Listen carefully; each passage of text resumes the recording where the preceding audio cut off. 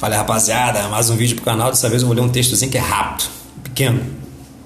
Devo confessar que não é um texto muito didático, ele é meio embaçadinho, mas dá para entender.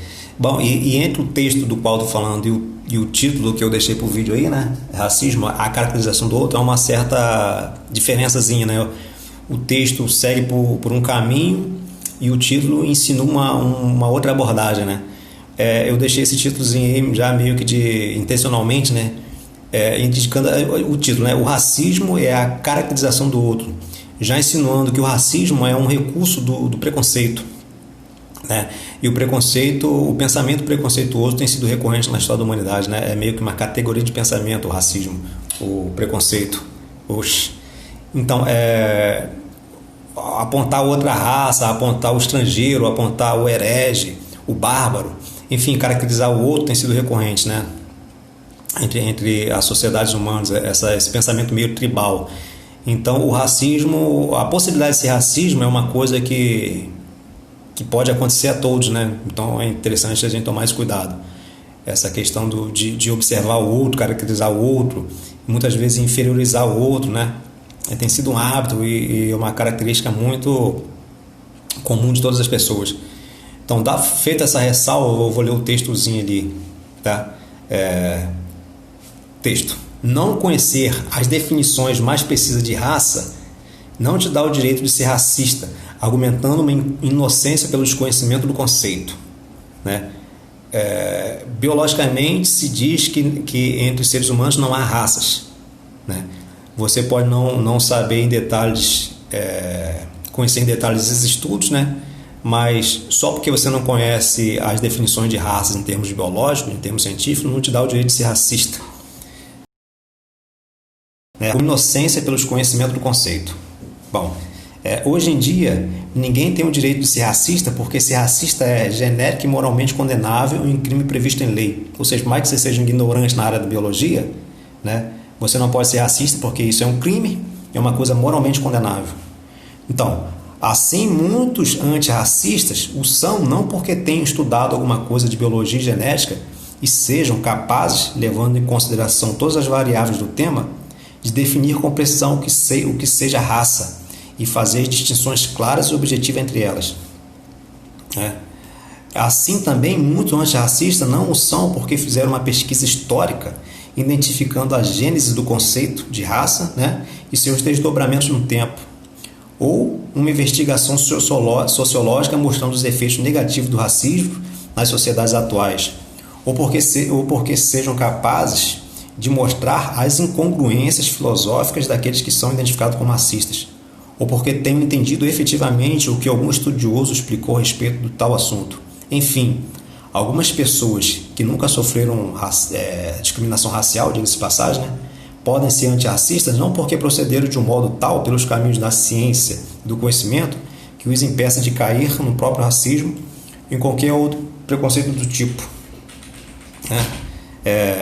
E se são antirracistas, é mais por uma questão de padrões morais, de comportamentos morais socialmente impostos, como eu acabei de falar, né?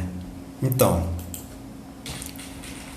até porque meu mouse está meio ruim, mas esse tipo de pessoa, né, que é antirracista por conta de um medo de ser preso ou porque de ser condenável em termos morais, né? É alguém que diz mais ou menos assim, e que não está errado, né? Não é uma coisa necessariamente ruim, né? A pessoa diz bem assim, então, estão dizendo por aí que é errado ser racista, por isso eu não sou racista, né? Mas acontece que alguém moralmente admirável não é alguém necessariamente livre do risco de ter preconceitos nefastos, pois nem todo preconceito é socialmente condenável. Todo preconceito deve ser socialmente condenável, né? Mas muitos preconceitos são socialmente aceitos, né? E quando é assim, o preconceituoso não percebe a ignorância. Olhando para o passado, você pode perceber de como que uma coisa que não era nem um crime e nem era uma coisa moralmente condenável no passado, estou falando da escravidão, né? Porque a escravidão não era nem um crime e nem era moralmente condenável no passado. Então, mas que hoje em dia, no entanto, é uma coisa que nos causaria espanto e repulsa. Assim, um cristão... Opa, vai escurecer eu. Então, assim, um cristão exemplar no Brasil do século XVII ou mesmo antes, um pouquinho depois, né, não via com problema a escravidão de pretos africanos. A bem da verdade, a escravidão no Brasil do século XVII precisava bem menos do racismo para existir do que poderíamos imaginar. A justificação de tal prática passava mais por questões teológicas do que pela aplicação biológica do conceito de raça. A escravidão era até moralmente defensável para alguns.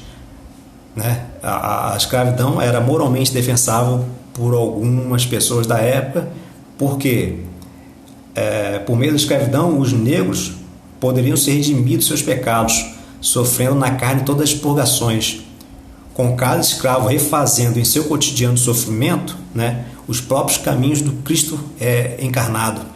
Ou seja, assim como Cristo sofreu para redimir os pecados da humanidade, cada escravo sofreria para redimir seus próprios pecados. Alguma coisa nesse sentido assim. Justificando, não necessariamente biológica, que era bem mais forte naquela época. Quanto ao racismo, portanto, não basta fazer pressão moral ou esperar o toque da empatia no coração dos racistas para com aqueles que sejam suas vítimas. É interessante apelar pela empatia e pela moral, mas não creio que seja o suficiente. Contra o racismo é necessário a educação.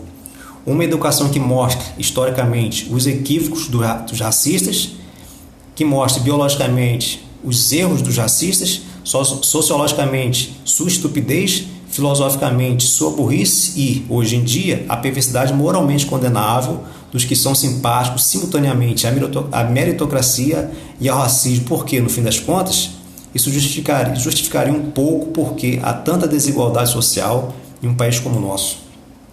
Não sei se ficou claro aí, porque a pessoa simultaneamente racista e meritocrática,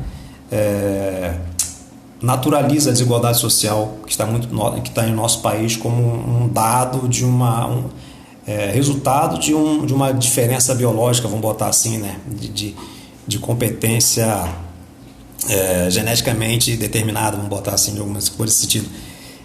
Enfim, não sei se ficou muito claro aí, mas se gostou, dê um like. Se não gostou, dê um like também, porque o canal aqui merece, rapaziada?